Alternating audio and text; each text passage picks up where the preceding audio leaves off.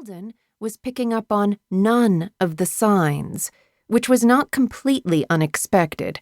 Medical school was by design a system that didn't prepare you for the real world. You spent your first year learning how the systems of the body work. Year 2 was devoted to understanding how those systems could go wrong.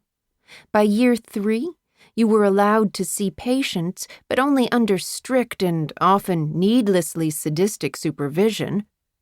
Your 4th year brought about the matching system, which was like the worst beauty pageant ever, where you waited to see if your residency was going to be served at a prestigious, major institution or the equivalent of a veterinary clinic in rural East Jesus.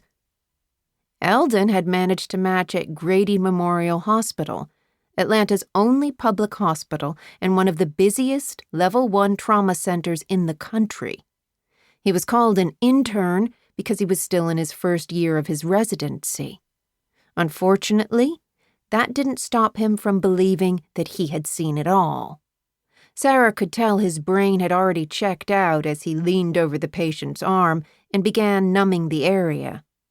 Eldon was likely thinking about dinner, or a girl he was going to call, or maybe compounding the interest on his many student loans, which roughly equaled the cost of a house.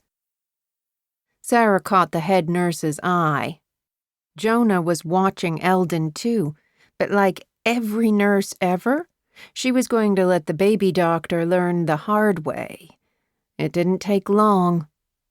The patient pitched forward and opened his mouth. "Eldon?" Sara called, but she was too late. Vomit blasted like a fireman's hose down the back of Eldon's shirt.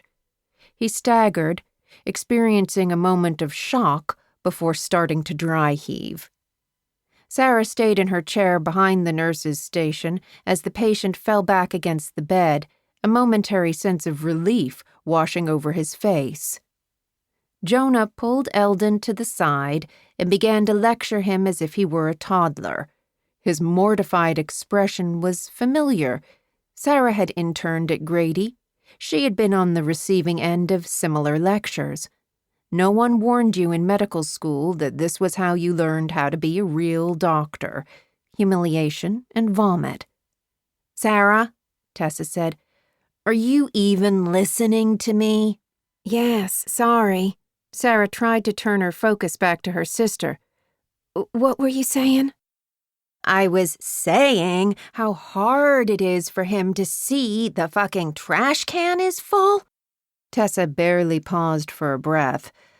"I work all day too, but I'm the one who has to come home and clean the house and fold the laundry and cook dinner and take out the trash." Sara kept her mouth shut. None of Tessa's complaints were new or unpredictable.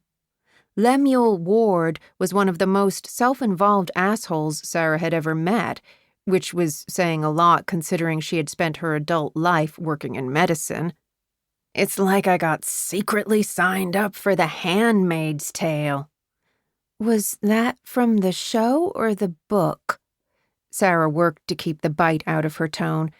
"I don't remember a taking out the trash scene." "You can't tell me that's not how it started." "Dr. Linton?" Kiki, one of the porters, wrapped her fingers on the counter. "Curtain 3 is being brought back up from X-ray." Sara mouthed a thank you as she checked her tablet for the films.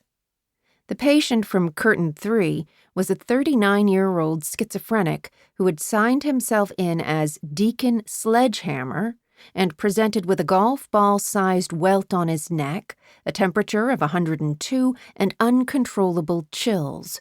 He'd freely admitted to a nearly lifelong heroin addiction. Subsequent to the veins in his legs, arms, feet, chest, and belly collapsing, he'd resorted to injecting subcutaneously, or what was called skin popping.